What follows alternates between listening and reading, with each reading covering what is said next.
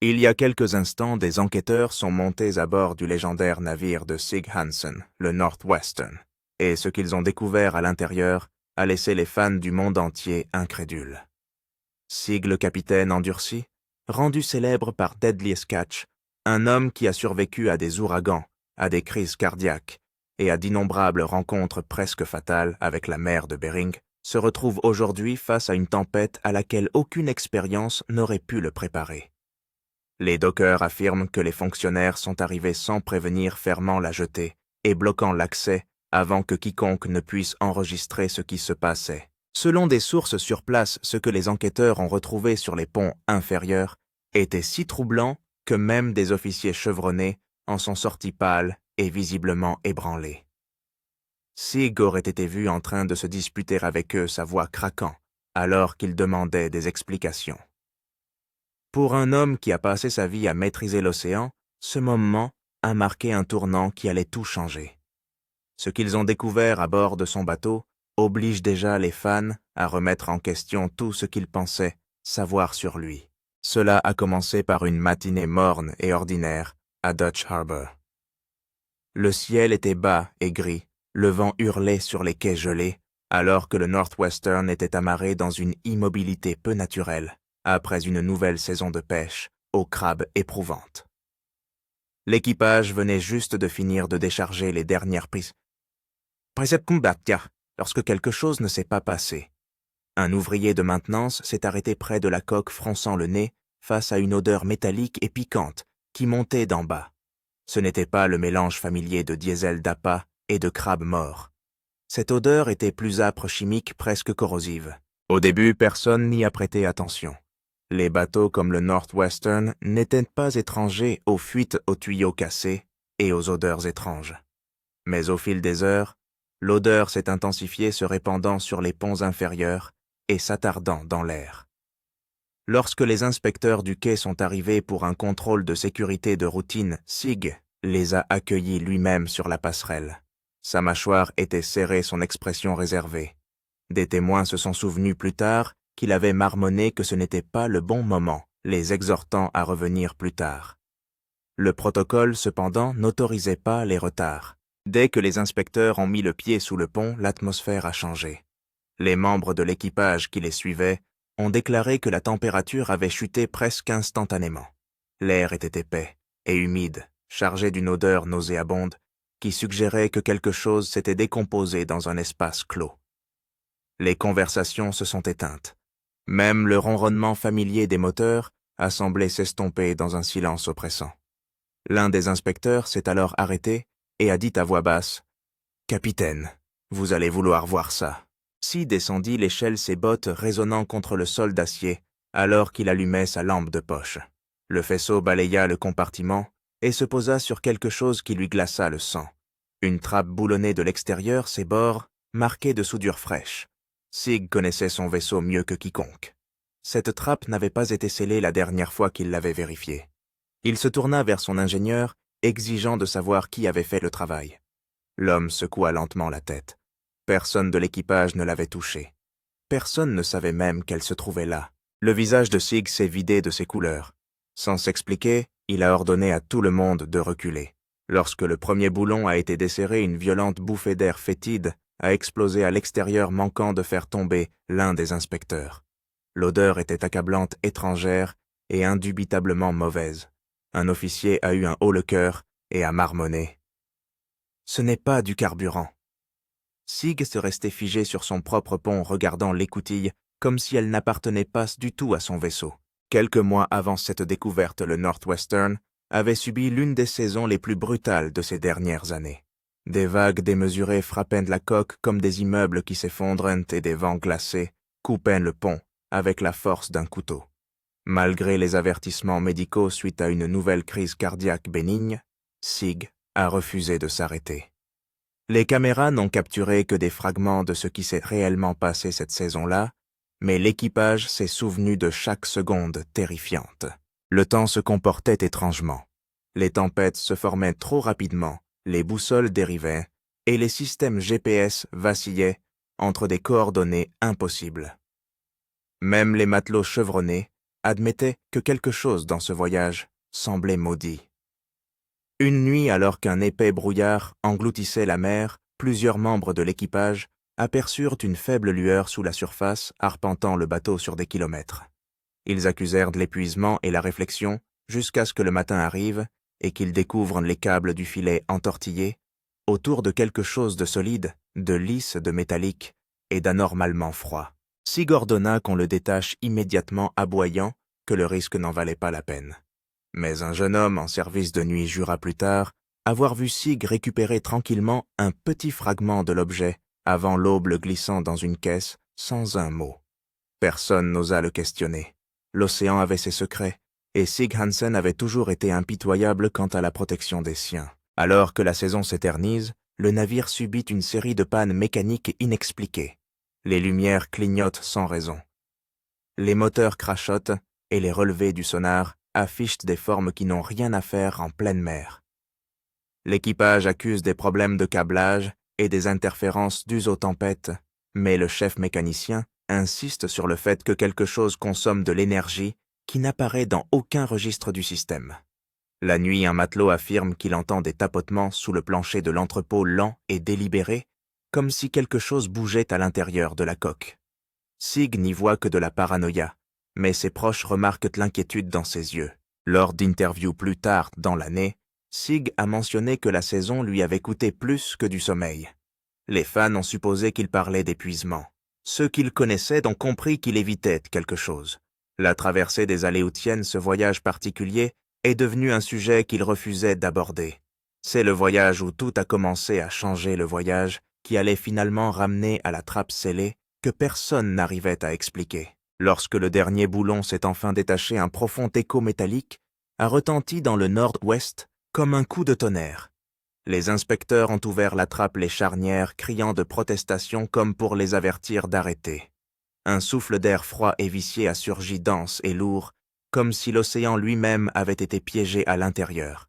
Des lampes de poche ont percé l'obscurité, et ce qu'elles ont révélé a réduit tout le monde au silence. Les parois du compartiment sont lisses de condensation, des gouttelettes coulent sur l'acier, comme de la sueur. À l'intérieur se trouvent 3 énormes conteneurs enveloppés dans d'épaisses bâches et attachés avec des chaînes industrielles. Aucun d'entre eux ne figure sur le manifeste du navire. Les étiquettes ont été arrachées, laissant derrière elles de faibles marques qui ressemblent moins à des lettres qu'à des symboles. Un officier déglutit difficilement et murmure « Qu'est-ce que c'est que ce bordel ?» S'il ne répondit pas, il se tenait debout agrippé à la rambarde, les jointures blanches, les yeux fixés sur les conteneurs. Lorsque la première bâche fut retirée, la logique échoua complètement. À l'intérieur se trouvaient des fragments de métal tordus, brûlés et déformés, fusionnés avec quelque chose d'étrangement organique.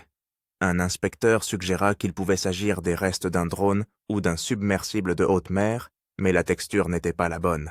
Les formes n'étaient pas naturelles. Un autre officier se pencha plus près et chuchota presque pour lui-même. Ce n'est pas une récupération standard. Le deuxième récipient révéla des rangées de bocaux scellés, remplis d'une substance noire et épaisse, qui scintillait sous le faisceau de la lampe de poche, se déplaçant comme si elle était vivante. La pièce semblait plus froide. Le silence devenait insupportable. Finalement, Sig parla la voix rauque et cassante. « Je t'avais dit de ne pas l'ouvrir », dit-il à voix basse. C'est alors que les agents ont remarqué un petit carnet abîmé par l'eau coincée, entre les chaînes, un carnet de bord, avec les initiales de Sig gravées dans le coin. L'un d'eux l'a ouvert, révélant des pages maculées, remplies d'une écriture exiguë. La première ligne lisible disait « Ne les laissez pas trouver ceci ». L'air se refroidit. L'un des membres de l'équipage se croise discrètement. Sans crier gare, les officiers de la garde côtière ordonnent le bouclage de la zone, invoquant la juridiction fédérale. Les journalistes présents sur le quai ont été repoussés lorsque des véhicules noirs sont arrivés dans l'heure. Ce qui a été trouvé n'était pas destiné à être vu par le public. Des témoins ont déclaré plus tard que Sig se tenait silencieusement sur le pont, alors qu'ils emportaient un. Les conteneurs, son visage s'est vidé de ses couleurs, murmurant quelque chose que personne ne pouvait vraiment entendre. Mais une phrase a été remarquée par un membre de l'équipage qui se trouvait à proximité et qui s'est exprimé plus tard de manière confidentielle. Je pensais que nous l'avions laissé là. Quelques heures après la fermeture du Northwestern, quelqu'un a divulgué en ligne des fragments du journal de bord de Sig Hansen endommagé par l'eau, et ce qu'il contenait a provoqué une onde de choc dans la communauté des pêcheurs. L'écriture était indubitablement celle de Sig, rugueuse à l'étroit, écrite à la hâte entre les coordonnées et les totaux des prises. Les premières pages semblent ordinaires, enregistrant les prises de crabe, les rotations d'équipage et les notes météorologiques, mais plus loin le ton change. Sig commence à faire référence à des cargaisons non identifiées et à des coordonnées gouvernementales suivies d'une phrase qui fait froid dans le dos. Ils nous ont dit de le garder scellé. Aucune question n'a été posée. Une autre entrée de cette même semaine disait « Quoi qu'il y ait ». L'intérieur s'abourdonne. La nuit. Les membres de l'équipage ont confirmé par la suite que le bateau s'était vu assigner une route inhabituelle cette saison-là, le conduisant à des centaines de kilomètres des zones de pêche au crabe, habituelles dans des eaux restreintes près de la fosse des Aléoutiennes. Lorsque les producteurs de Discovery ont interrogé Sig à ce sujet, il a rejeté l'idée qu'il s'agissait d'une erreur de navigation. Mais le journal de bord laisse entendre le contraire. Sur une page partiellement brûlée, Sig a griffonné une phrase qui allait alimenter des mois de spéculation. Ce n'est pas du métal, c'est de la croissance. L'écriture sous ces mots a été délibérément effacée, comme si elle avait été nettoyée avant que l'encre ne sèche. Certains pensent que c'est tissé, que Sig s'est rendu compte trop tard que l'objet qu'ils avaient tiré à bord n'était pas du tout une machine, mais quelque chose de vivant. L'inscription la plus troublante a été faite quelques jours plus tard. « Ciao Sassor, c'est fini ». Les experts maritimes qui ont examiné les notes ont confirmé que certaines coordonnées du journal pointaient vers une fosse profonde connue pour son activité électromagnétique inhabituelle, une zone où les sonars militaires ont échoué à plusieurs reprises.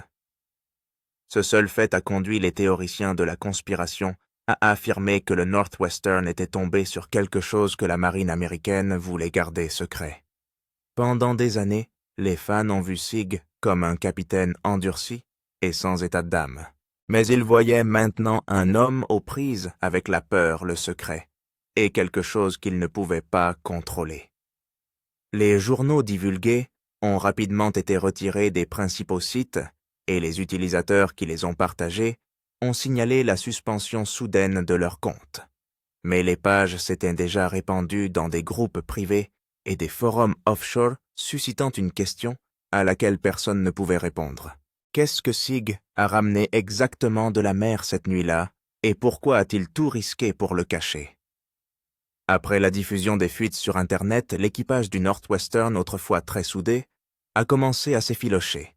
Certains ont juré que le journal de bord était faux, d'autres ont affirmé avoir vu de leurs propres yeux les conteneurs scellés. Derrière les portes closes, les chuchotements se sont transformés en disputes. Les matelots vétérans qui avaient pêché aux côtés de Sig pendant des décennies ont commencé à remettre en question son jugement. Il nous a laissés dans l'ignorance, aurait déclaré un membre de l'équipage à un ami.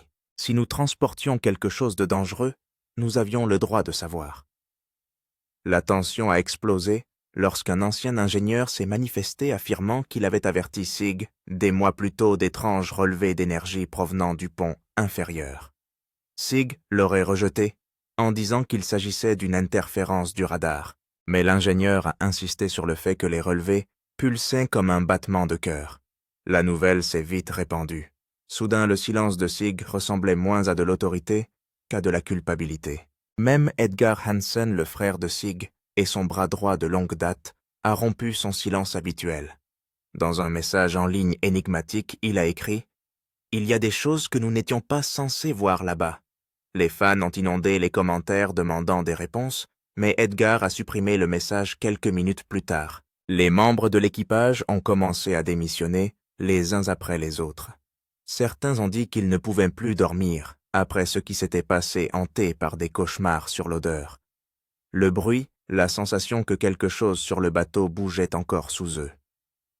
D'autres ont accusé Sig de protéger la réputation de Discovery Channel en gardant la vérité enfouie.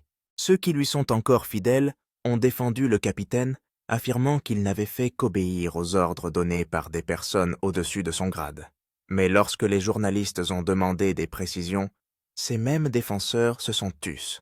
Des rumeurs ont circulé selon lesquelles des agents fédéraux avaient déjà interrogé plusieurs membres de l'équipage en vertu d'accords de non-divulgation. D'autres ont affirmé que les gardes-côtes avaient peint et confisqué les disques durs du navire, y compris les images de surveillance du pont. Sigg lui-même avait disparu de la scène publique, refusant des interviews et annulant des apparitions. Pour un homme qui avait regardé la mort en face une centaine de fois, son retrait soudain en disait long. L'équipage de l'ER Northwestern, autrefois lié par le courage et la confiance, était devenu fracturé, méfiant et effrayé. Et plus l'enquête avançait, plus il semblait qu'aucun d'entre eux ne comprenait vraiment ce qu'ils avaient transporté sur ces vagues gelées. Peu de temps après que les querelles intestines de l'équipage eurent atteint un point de rupture, Dutch Harbor tomba dans un calme inquiétant. Les habitants ont remarqué que des navires inconnus accostaient toute la nuit et que des camionnettes banalisées arrivaient près de l'embarcadère restreint où se tenait le Northwestern.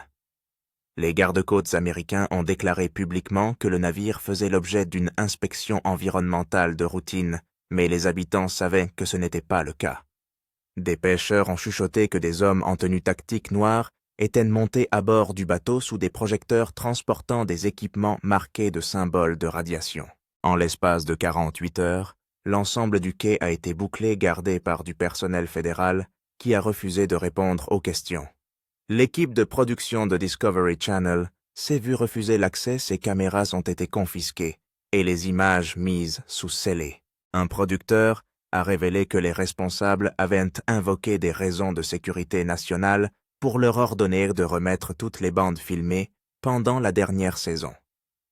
Qu'est-ce qu'un bateau de pêche pouvait bien transporter pour justifier le secret fédéral? Selon un initié anonyme, les conteneurs scellés ont été transférés sur un navire de transport militaire à destination d'une installation non divulguée. La cargaison était répertoriée sous un code de classification généralement utilisé pour le matériel expérimental ou présentant un risque biologique. À peu près au même moment, les données des sites de repérage maritime ont montré que la balise d'identification du Northwestern s'était soudainement désactivée et que son signal avait été effacé des registres maritimes. Cela n'a fait qu'approfondir le mystère. Lorsque les journalistes ont insisté pour obtenir des réponses, le porte-parole des gardes-côtes a publié une courte déclaration dénuée d'émotion. Aucune menace pour le public n'a été identifiée. Mais cela n'a pas suffi à apaiser les craintes. En ligne, les théories se multiplient.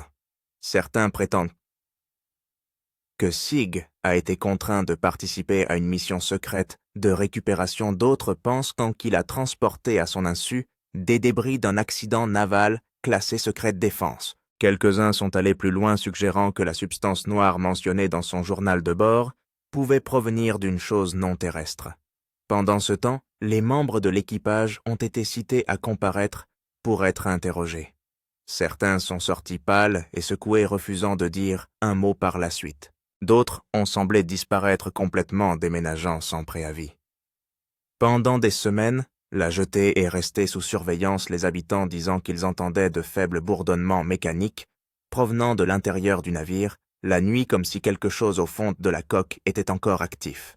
Quelle que soit la vérité, un fait est devenu clair. Le bateau de Sigg Hansen avait cessé d'être un simple bateau de pêche au crabe pour devenir la preuve d'un phénomène beaucoup plus vaste que le gouvernement voulait désespérément contrôler.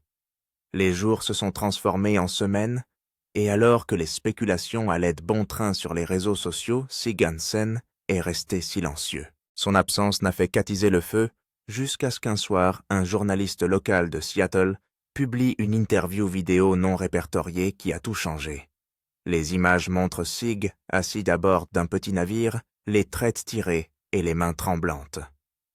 Le capitaine, autrefois confiant, avait l'air d'un homme portant un secret trop lourd à porter. Il a commencé lentement, sa voix dépassant à peine un murmure.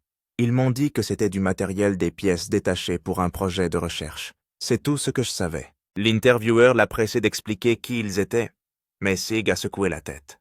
Peu importe maintenant. Ce qui compte, c'est que ce n'était pas ce qu'ils ont dit que c'était. Il s'est arrêté, fixant l'eau sombre derrière lui. Il n'aurait pas dû être remonté du fond de l'océan. Ces mots ont fait frissonner les millions de personnes qui allaient regarder le clip. L'intervieweur lui a demandé ce que contenaient les conteneurs scellés. Sig a hésité, puis a marmonné quelque chose qui n'était pas censé être vivant. Le silence qui a suivi était insupportable. Pour la première fois, le pêcheur chevronné qui avait survécu à tout ce que la mer pouvait lui apporter avait l'air complètement terrifié. « Vous ne comprenez pas ?» continua-t-il. « Nous pensions que c'était juste une effive, mais elle a bougé. Il a fait un bruit. Ses mains se sont crispées sur le bord de la table. Nous l'avons scellé. Nous pensions que cela allait l'arrêter. » Le journaliste a demandé ce que c'était, mais Sig a refusé de s'étendre sur le sujet. « Je ne peux pas en dire plus. Ils m'ont prévenu. » Il s'est levé, mettant fin à l'interview de manière abrupte. Mais avant de partir, il a regardé la caméra et a dit « Dites aux gens de ne plus s'approcher de ces eaux. Quoi que nous ayons remonté, c'est toujours là. » En quelques heures, la vidéo a disparu de toutes les plateformes. Les comptes qui l'ont téléchargée à nouveau ont été frappés par des violations de droits d'auteur de la part de demandeurs inconnus. Pourtant, des fragments ont continué à circuler, alimentant l'hystérie. S'agit-il d'un organisme ancien d'une expérience gouvernementale ou de quelque chose d'inexplicable provenant des profondeurs de la fosse des Aléoutiennes? Pour ceux qui suivent la carrière de Sig depuis des décennies, sa peur était indubitable. Il ne s'agissait pas d'un coup de publicité, mais du son d'un homme hanté par ce qu'il avait ramené à la surface, un homme qui comprenait que la mer avait pris sa revanche. Des semaines après la confession obsédante de Sig Hansen, le Northwestern est resté sous haute surveillance dans une installation classée le long de la côte de Washington. L'ancien fier navire de pêche est désormais enveloppé de bâches dépouillées de ses marques et entouré d'hommes en combinaison de protection. Selon des initiés, les conteneurs retirés du navire ont été transportés vers un site de recherche exploité conjointement par la NOAA et le ministère de la Défense. Tous les documents relatifs à la découverte étaient estampillés « Top Secret ». Puis, sans crier, gare, le gouvernement a annoncé que le Northwestern était mis hors service pour des raisons de sécurité. Les fans de Deadliest Catch ont eu le cœur brisé. L'œuvre de la vie de Sig, le bateau qui a défini son héritage, a disparu. Mais ce n'est pas tout. 2 scientifiques qui auraient travaillé à l'analyse des matériaux récupérés ont ensuite divulgué des détails anonymes à un journal maritime. Leurs affirmations font froid dans le dos. Ils décrivent une substance métallique qui réagit aux signaux électriques comme un organisme vivant et produit une légère vibration rythmique semblable à une impulsion. L'analyse microscopique révèle des structures ressemblant à la fois à des fibres mécaniques et à des cellules organiques. Il ne s'agit ni d'une machine, ni d'une forme de vie telle que nous la connaissons, a écrit un dénonciateur. C'est quelque chose entre les deux. Quelques jours après la publication, l'article a disparu et le site web du journal a été mis hors ligne. Pendant ce temps, la santé de Sig décline rapidement. Il est hospitalisé à 2 reprises pour des problèmes de stress et des complications cardiaques. Ses amis proches disent qu'il ne parle presque plus, regardant souvent la mer pendant des heures. Il n'est plus le même homme, a admis un proche. Il a peur de l'océan maintenant. Les dirigeants de Discovery Channel ont discrètement supprimé les épisodes faisant référence au dernier voyage des rediffusions et des plateformes de diffusion en continu. Officiellement, les archives de la série classent cette saison parmi les séquences perdues. Des communautés en ligne ont obsédé chaque image, convaincues de pouvoir déceler des signes de ce que l'équipage avait ramené à bord, un mouvement en arrière-plan, une ombre sous les vagues, un reflet métallique dans les casiers à crabes. Puis, des mois plus tard, une vidéo anonyme a fait surface, montrant un sonar de la fosse des Aléoutiennes, aux mêmes coordonnées que celles du journal de bord de Sig. Le sonar a révélé un objet massif, reposant sur le fond marin s'étendant sur des centaines de pieds, pulsant faiblement comme s'il était vivant. Les experts ont tenté de rejeter l'hypothèse d'une erreur de sonar, mais la ressemblance avec ce que Sig avait décrit était indéniable. Depuis lors, les pêcheurs de la région ont signalé d'étranges lumières sous leurs bateaux et de soudaines perturbations magnétiques qui ont mis hors service leurs radios. Certains refusent de pêcher à nouveau dans ces eaux. Quant à Sig Hansen, il reste largement reclus, aperçu de temps à autre près de son domicile à Seattle, toujours seul, toujours en train de regarder l'horizon.